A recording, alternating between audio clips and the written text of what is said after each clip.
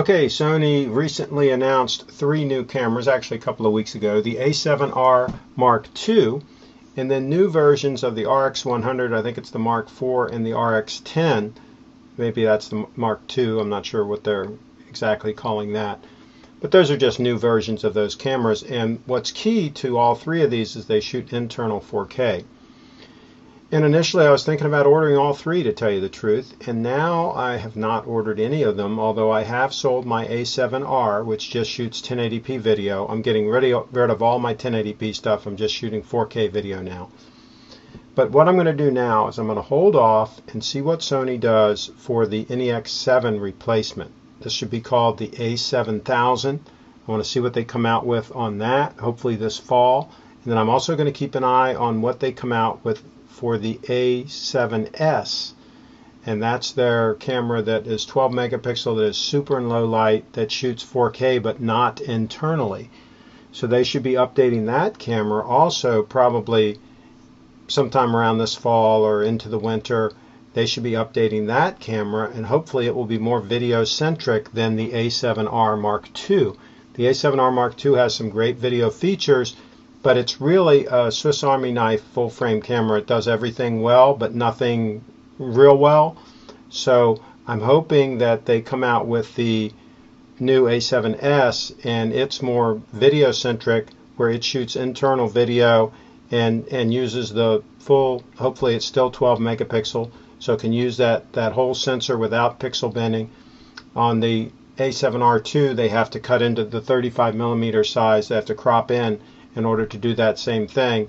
So there's a whole lot of advantages to staying with the 12 megapixel sensor, the great low light capabilities. Also, hopefully they can get a higher frame rate up as far as the still photos. The A7r Mark II only does, I think, around 5.5 frames a second. That's not good enough for sports. So again, it's a compromised camera all the way around. I don't think the autofocus is going to be fast enough either for sports. Of course, Sony claimed the A6000 when it came out had super fast autofocus, but it really doesn't. It will not even compete with my 6-year-old Nikon D700. So hopefully when they come out with the new versions of the NEX7, which should be called the A7000, and the new version of the A7S, hopefully they'll do something really exciting with those two cameras, because I'm really looking for an APS-C size sensor camera that does internal 4K from Sony, that I can use some of my nice glass on that I have for that particular system. And then also, of course, something with the full frame sensor, the A7S, that I can use all my lenses that I have for the full frame that I had for the A7R that I just sold. So I'm in a holding pattern until this fall, and then I'll make a final decision which of the new cameras I'm going to get.